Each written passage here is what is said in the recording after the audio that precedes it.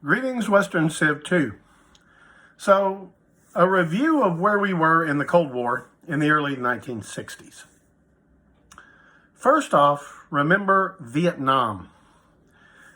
After the end of the Korean War in 1953, or at least the armistice that ended the Korean War in 1953, the next crisis involving international communism in the United States that we got involved in was Vietnam. 1954, the French are beaten at Dien Bien Phu, and then there is a conference held in Geneva where the destiny of Vietnam was meant to be handled by dividing the country into temporarily North and South, communist control in the North, pro-French government in the South, but that was supposed to be temporary.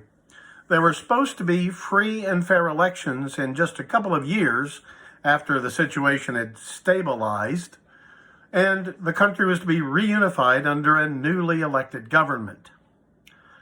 Unfortunately, everybody knew Ho Chi Minh and the communists would win a free election. They had been fighting the Japanese, then the French, and they were national heroes in the eyes of a great many Vietnamese people who weren't terribly interested in communism. They were interested in independence. Unfortunately, Ho was a communist. He had gotten help from the Soviets. He had gotten help from the communist Chinese. So, America, as much as we might like to stand for democracy all the time, was afraid we'd basically be handing over Vietnam to the communists.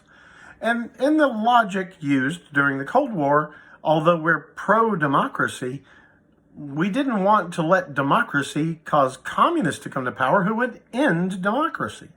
All right? So it's a little kind of hard to get your mind around exactly how it works, but we had to install, that we thought, in the late 1950s, an anti-democratic system in the South to keep democracy from yielding communist dictatorship. It's weird, but the result was the United States backed the Southern government of a fellow named Diem, who was, there were elections, but they weren't really free and fair elections. Diem had the advantage of being pro-Western. He spoke French fluently. He was a Roman Catholic. His family were Catholics, which I gather something like 35% of Vietnamese are because of the long influence of the French there. So he was pro-Western, but not really democratic. The United States poured enormous amounts of financial aid into the southern regime of Diem. Unfortunately, the Diem family was also corrupt, and they pocketed huge amounts of money. This very poor country, they made themselves rich on American aid. But that wouldn't probably not have gotten into big trouble with us if they had successfully defeated the communist insurgents in South Vietnam. Because when it became clear that the elections weren't going to happen, communist insurgents, communist guerrillas, sprang up all over South Vietnam. Now, they would become known as sort of shorthand for Vietnamese communist guerrillas, the Vietcong. The Vietcong, or just VC, or actually our fighting men later would just often call them Charlie. Vietcong, these communist guerrillas hiding in hamlets in the mountains, hiding in the jungles, underground operatives. They didn't wear uniforms. They blended in with the peasant population. Some peasants supported them, others didn't. But they were able to roam relatively freely across South Vietnam. The government we supported really only had strong control in the cities. And even there, these guerrillas would periodically attack, even in the cities of South Vietnam. And the Diem government was just not capable of defeating these guerrillas. Now, part of that is because the North Vietnamese government was supporting them, giving them weapons and support, and even officers sometimes from the regular North Vietnamese army would come down and help them. So the United States was giving South Vietnam, the non-communist South Vietnamese, weapons to fight the Vietcong guerrillas. But you give people advanced weapons, you have to send men over to train them how to use those weapons. So American advisors went to South Vietnam in the late 1950s, the Eisenhower administration. This would continue in the early 60s with the Kennedy administration. Indeed, John Kennedy will send even more advisors. They were moving up into the many thousands in his period of his presidency in the early 60s. Pardon me. But it wasn't just giving them weapons and training them how to use the weapons.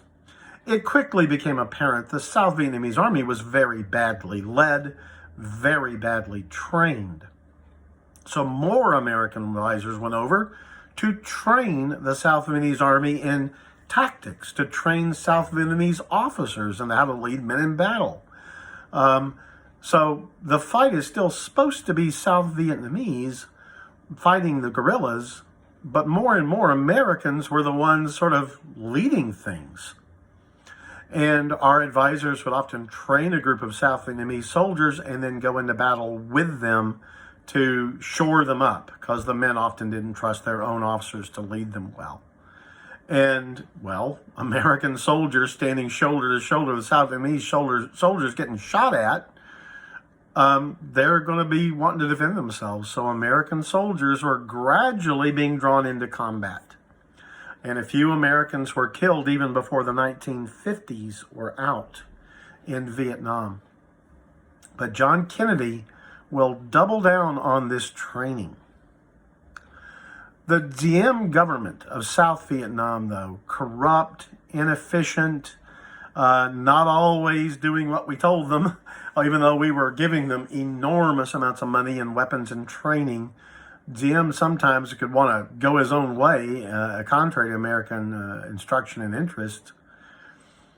Well, a lot of frustrated South Vietnamese generals decided they wanted to get rid of Diem, the President Diem. And they were plotting a coup d'etat to overthrow him. Remember that word, coup d'etat. To overthrow the army of South Vietnam. Was going to overthrow the president of South Vietnam and replace him with a general. And they were cooperating with the CIA, the American Central Intelligence Agency. Not only knew about this, but was kind of helping them plan the coup. President Kennedy found out, and he signed off on it. He gave permission the week before he was himself killed in November 1963. John Kennedy approved the coup d'etat that overthrew Diem and his family from running South Vietnam. And the coup worked. They got Diem and his wife and his brother-in-law and a couple of other people in the back of a van.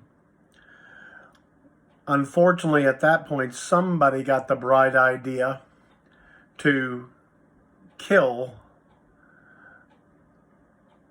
President Diem and his family. And they were gunned down in the back of their van, the van they were being held in. John Kennedy was very disappointed in this, but there was nothing to do. He didn't mean for anybody to get killed. They were supposed to be allowed to go to Thailand and get away. But instead, they wound up gunned down in the back of a van, and he was very upset about this. Who knows what would have happened had he not been killed by Lee Harvey Oswald in November of 1963. He was very disappointed in the CIA for arranging this coup and not controlling the generals in South Vietnam and for getting these people killed. It's possible he might have reconsidered our involvement with South Vietnam. We'll never know. We'll never know what he would have done if he'd lived. Another Cold War hotspot up through the Kennedy administration that we haven't yet talked about. And part of the reason Fidel Castro agreed to let those Soviet missiles go into Cuba in the first place happened a few months after Kennedy became president. And that was the Bay of Pigs invasion. The Bay of Pigs. Bay of Pigs is a bay, an inlet in Cuba. And remember, Fidel Castro had seized power late in the Eisenhower administration, late in the 50s. We had embargoed them. He had sold out whole hog to the Soviets giving the Soviets a foothold just 90 miles off the coast of Florida. And the Eisenhower administration and then the Kennedy administration wanted Fidel Castro and the communists gone from Cuba. And there were a lot of Cubans who had fled Cuba when the communists took over, who wanted Fidel Castro gone. And the CIA got together a bunch of Cuban exiles, these Cubans who had fled communism, and in Central America, the CIA began equipping and training an army of people, of Cubans, to invade Cuba and overthrow the communists. The idea was that there were lots of Cubans who hated the communists. We don't really know how many Cubans there were who hated communists enough to fight them in 1961. But the idea was, if these Cuban exiles with real weapons and help from the U.S., secret help from the U.S., could land at the Bay of Pigs, that people would rally to them, that there would be an uprising against Fidel Castro. That was the idea. John Kennedy agreed to go along with a plan that had actually started under Eisenhower. The CIA had started planning it before he was even president. And Kennedy gave the go-ahead for the CIA to do this, to get these Cuban exiles to the Bay of Pigs, help them get there, and then, with the weapons we'd given them, and fight their way inland and hopefully be joined by others to overthrow Fidel Castro and get rid of communism in Cuba. That's the Bay of Pigs plan. But once the troops, these Cuban exiles, got landed on the beach at the Bay of Pigs, turned out the Cuban army was kind of ready for them and met them on the beach. Kennedy hesitated and then backed away.